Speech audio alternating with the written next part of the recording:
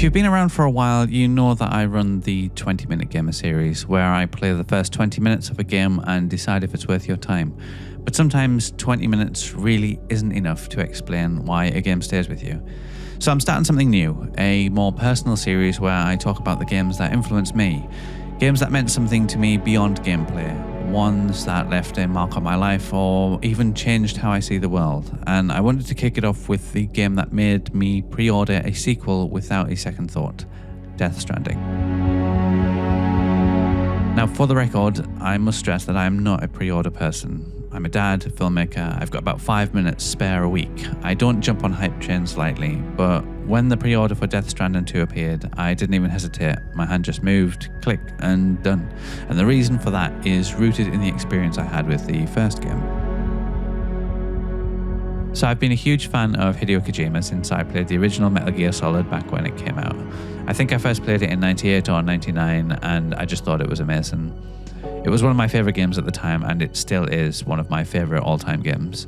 It was basically just like playing a film, but with some really cool mechanics and an oddly quirky sense of humour.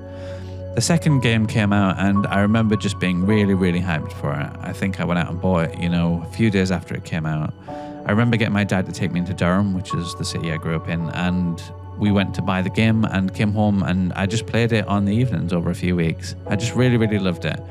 And then again with Metal Gear Solid 3, when that came out, I bought it the day it came out when I was at university. And I remember I went home and I played it non-stop for 17 hours from start to finish. It was actually, I think of it as one of the top 5 days of my life, I think. Because of that, I became a kind of a fan of Hideo Kojima and the style of video games that he came out with. From following him on social media in the last few years, especially since he split with Konami, I felt like I supported him quite a lot in his endeavours to be an independent game producer. I feel like he's doing things currently that other game makers aren't really allowed to do because they've got big companies watching over them, and those companies just want to make money. Where I feel like Kojima's always been somebody who'd like to innovate. When Kojima started to make Death Stranding and hinted as to what it was and the trailers were coming out and so on, I thought it looked a little bit crazy, to be honest. I didn't know what to make of it. It did look similar to Metal Gear Solid in the kind of animation style and the sense of humour and so on, but at the same time, it was completely different. It was kind of a futuristic sci-fi post-apocalyptic world with kind of supernatural vibes and things like that. So the kind of themes that he touched on in Metal Gear Solid, but nothing like I'd ever seen before, and I actually couldn't work out what the game was about. It just showed somebody with, a backpack on, delivering boxes, and I just assumed that was kind of an abstract representation of the gameplay, and not what the game itself would actually be like. However, when I did buy it, just shortly after it came out, it was getting good reviews and some mixed reviews, and I thought, you know what, I'm just going to give this a go, and it's one of the best games that I've ever played. I can honestly say that it changed my life in quite a lot of ways, and some unexpected, and it's just really left an impression on me.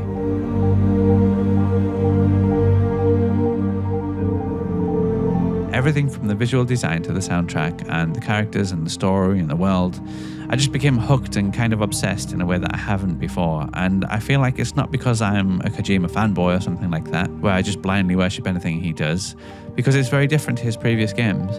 I think it just really appealed to me. I'm not sure whether it's because I've grown up alongside how he's been mature as an auteur, and therefore I've managed to keep my interest aligned with what it is that he's creating, or because I'm getting older generally, and I feel like I'm appreciating the slow pace of the game and so on. It just really blew me away. The first thing about Death Stranding that really appeals to me was the world and the environment. It looks very similar to where I grew up in the north of England. We kind of had the Pennines and the Dales around Durham, and it just reminded me of kind of wet, wintry walks through the countryside. These are things that I never really actually thought that I enjoyed, but when I played this game, it kind of made me look fondly back at those things. The remoteness of it, how green the grass is and the moss, and how cold and clear the water is that flows through the rocks and things like that. It's stuff that I never really appreciated in real life, as crazy as that sounds, until I saw it recreated in a video game. Then I realised kind of how unique and how interesting nature is, and it just really vibes with me and my personality now that I'm older. In a way, I found Death Stranding as a way that I could almost escape back to my childhood. It made me nostalgic for places that I've perhaps never been, which is a strange way of thinking about it. One thing notably is when I was walking through the mountains in the second half of the game, Now, I've never really been to snowy mountains before, nothing like that. It just made me feel like this was a real place that perhaps I had been to before. And I put that down to really clever world design. And yeah, I just felt like with all the systems and the controls that were in place, I felt like it was a chore to go up through that mountain. And when I finally got to the top, the relief that came with it and coming back down the other side and seeing this huge sprawling world ahead of me, it was just some unforgettable experience for me. And I think the world is just designed so well that it just felt like it could actually be real.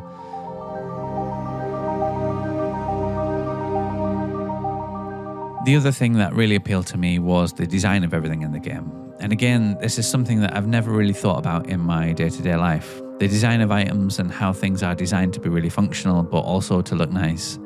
Things like in the game you have cases and so on that can clip to different parts of your suit and you can rebalance them, and every buckle has a belt and a design and a function within the game. There's no errors in design, there's no lazy design or anything like that as far as I can see. Everything is designed perfectly and has a kind of a slick, coherent yet functional look to it.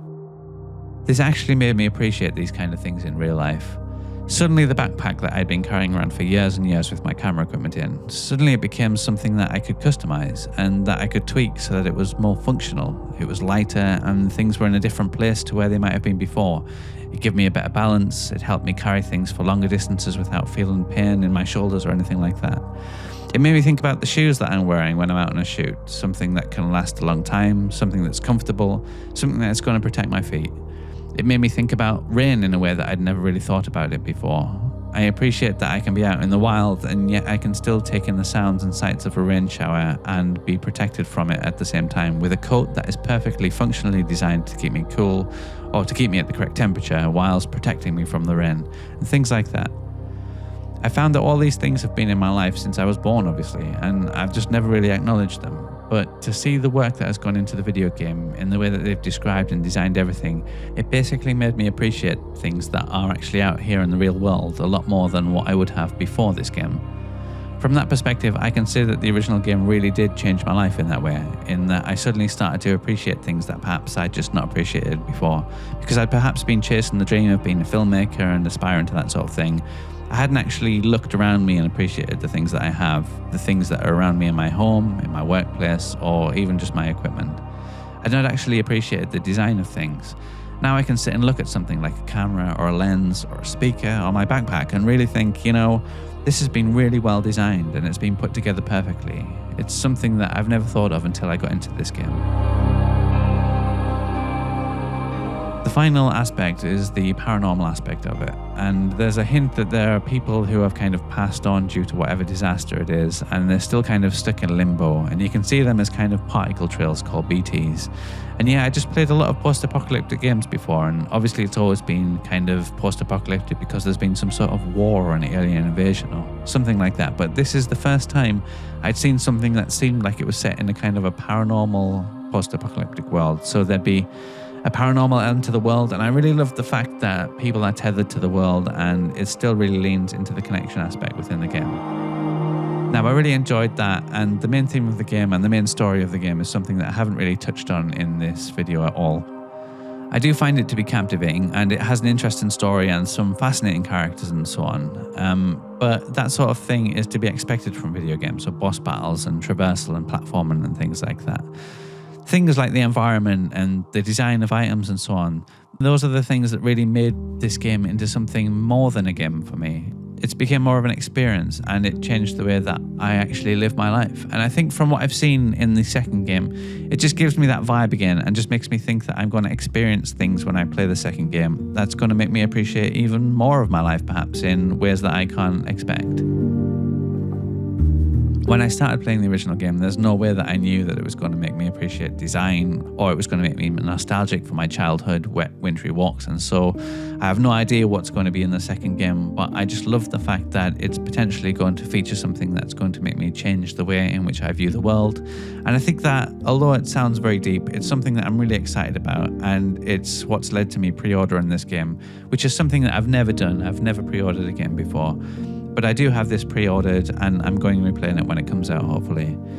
Again, my channel says I only have 20 minutes to play a game, and I don't have high hopes that I'm going to be able to play this game quickly, and it's going to take me a while, but it's something that I'm willing to put in a lot of time to, because I think it's more of an experience and it's something that I can live through as opposed to just a video game. So I will review it at some point in the future, but I just wanted to create this video just to express my feelings for the first game and just give it a try the second game. So anyway, the reason I started this video is because sometimes games do more than just entertain us. They echo through our real lives, they change how we see the world, and they remind us of who we used to be. Death Stranding really did that for me. It slowed me down, it helped me find peace in silence, and it reminded me that just walking can be a powerful human thing. If that resonates with you, I would love to hear which games have had a similar impact on your life. Let me know in the comments, or just take a walk and think about it. Thanks for watching, and I'll see you in the next one.